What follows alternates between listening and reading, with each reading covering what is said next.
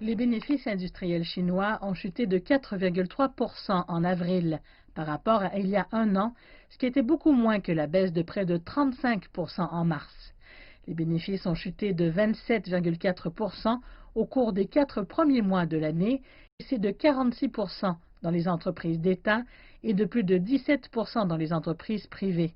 L'industrie automobile a vu son bénéfice augmenter de près de 30% en avril, après avoir chuté de plus de 80% en mars. L'amélioration en avril est due à la production et aux ventes rapides, ainsi qu'à une augmentation significative du rendement des investissements et à la comparaison avec une période faible en 2019. Les données indiquent que le secteur industriel chinois se réveille du coma causé par les importantes mesures de confinement. Jusqu'à maintenant, les entreprises les plus touchées ont été les entreprises d'État. La situation pour les entreprises étrangères a été relativement meilleure et ce qui explique cela, c'est qu'elles ont été plus rapides à reprendre leurs activités. Donc, lors des prochains jours, les entreprises vont se concentrer sur une reprise des activités et ce, le plus rapidement possible. La Chine a intensifié les allègements fiscaux et de crédit pour les entreprises lourdement touchées par la pandémie depuis février, mais elle s'est abstenue de mettre en place de grandes mesures de relance économique par crainte de raviver les risques d'endettement. Cependant, les perspectives de bénéfices globaux ne sont toujours pas optimistes, car la demande ne s'est pas encore complètement rétablie. Les prix des produits industriels restent bas et la pression des coûts est toujours élevée. Les analystes affirment que la Chine doit continuer de stimuler la demande interne pour accélérer la reprise.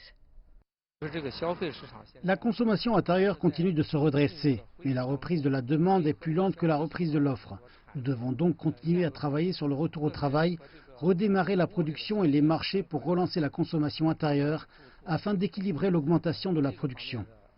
Les données récentes de l'activité commerciale des usines ont mis en évidence de faibles perspectives pour la Chine et l'économie mondiale. Mais alors que le reste du monde continue de lutter contre la pandémie, les analystes estiment que la demande extérieure rebondira également. Nous examinons la structure de l'économie chinoise et il y a beaucoup d'échanges commerciaux au niveau international, d'importation et d'exportation. Nous avons énormément d'échanges avec d'autres pays. Mais l'épidémie se poursuit en Europe et en Amérique du Nord, en particulier ces jours-ci en Amérique du Nord, ainsi qu'en Amérique du Sud et en Afrique. La Chine connaît toujours une baisse du commerce international. C'est également un problème que rencontre la Chine et qui affecte ses propres industries. Nous espérons donc une reprise de l'économie dans le monde et que nous aurons un meilleur contexte que nous avons en ce moment.